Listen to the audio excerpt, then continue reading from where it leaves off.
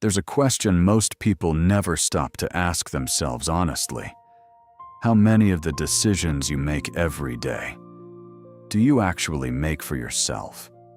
The clothes you wear, the opinions you keep to yourself, the career you chose, the things you post, the things you don't.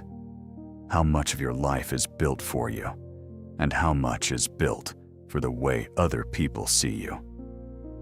That question is uncomfortable because the honest answer is rarely the one we want to give, and there's a reason for that.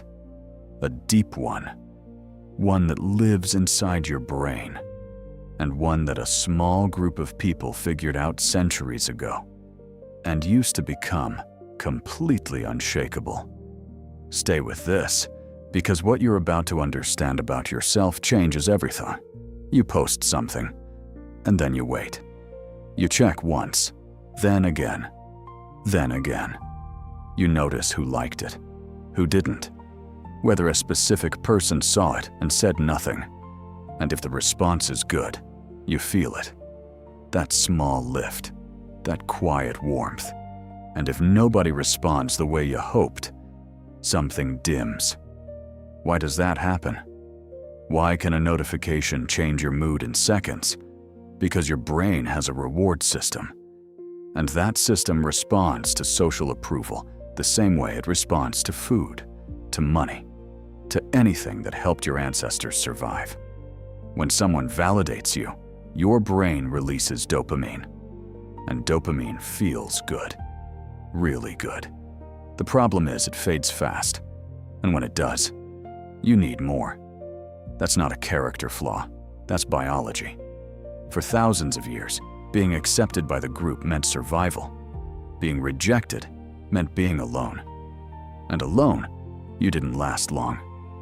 So your brain learned to chase approval like it chased food, constantly, automatically, without asking you first.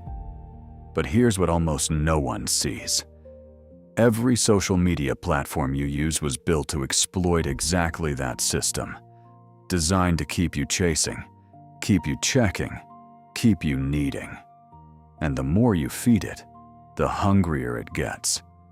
But that still doesn't explain the first reason the Stoics refuse to live this way. Reason 1. Seeking approval gives other people control over your life. Think about what that actually means. If you need someone's approval before you make a decision, who's really making that decision? You or them? There are people who spent years in careers they never wanted, not because they were forced, because they needed their family to be proud, because they couldn't handle the discomfort of disappointing someone they loved. And somewhere along the way, a quiet question started growing inside them. Is this what I actually wanted? Epictetus understood this from a position most people will never experience. He was enslaved. He had no control over where he went, what he did, or what happened to him. And yet he became one of the psychologically freest people who ever lived, because he discovered that one thing remained entirely his response to what happened. No one could touch that. And from that place, he understood something that still holds today. That the moment you hand someone the power to define your worth, you've given them the keys to your entire life. Reason 2. You will never make everyone like you, and yet you keep trying. You soften your opinions to avoid conflict. You say yes when you mean no. You edit yourself depending on who's in the room. And after all of that, there are still people who don't approve of you, because there always will be. It doesn't matter how reasonable you are, how kind, how careful with your words. Someone will misread you. Someone will judge you. Someone will decide you're not what they're looking for. Marcus Aurelius governed the most powerful empire in the world, and people hated him for it. Do you know what he did with that? He kept governing, Not because he didn't care about people, because he understood that trying to be everything to everyone is the fastest way to become nothing to yourself. When you shape yourself around every opinion, you stop having a shape at all. Reason 3.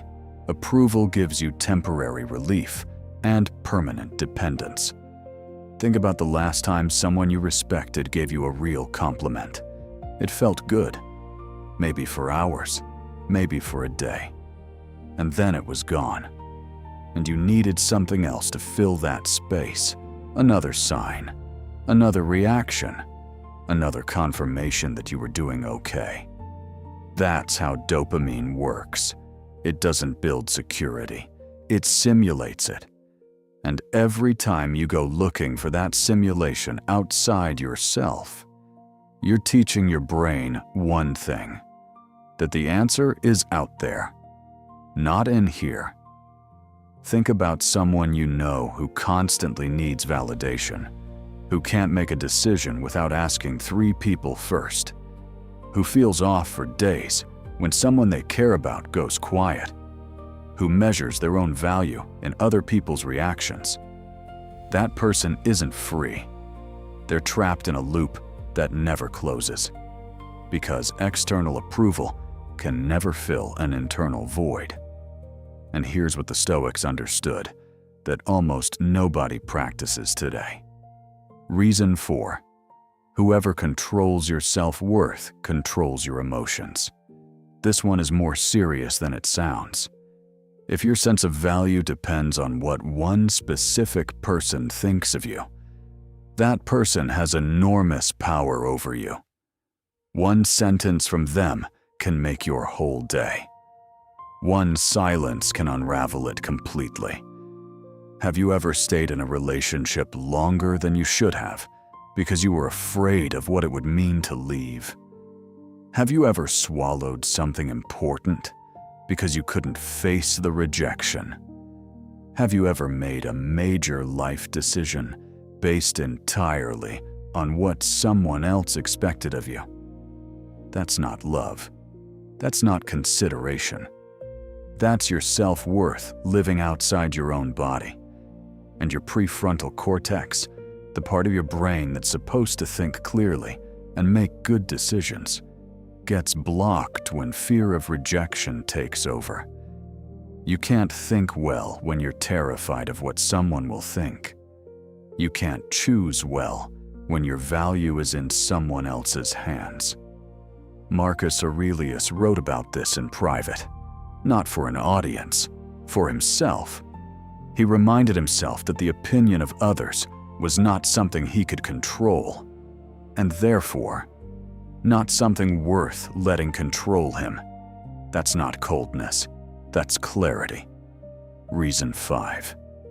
Real freedom begins when you stop asking permission to be yourself.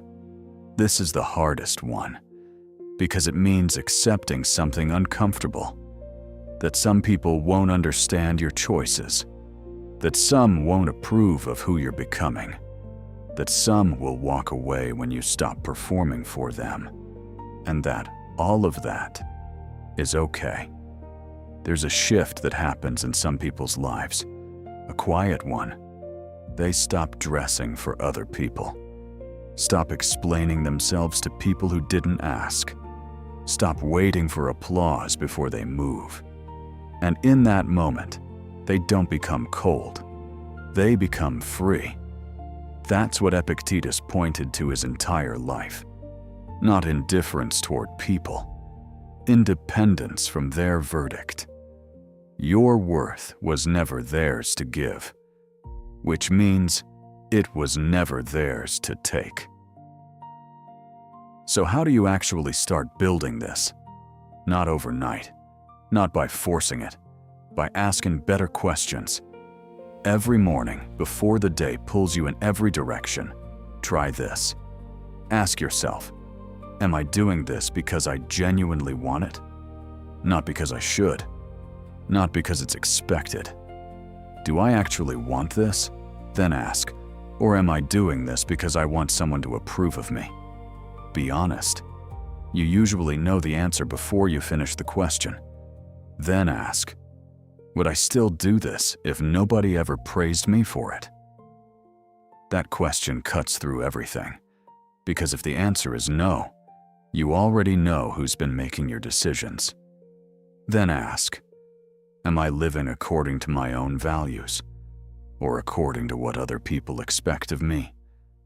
There's a massive difference between the two, and most people spend years without ever stopping to notice which one they're doing.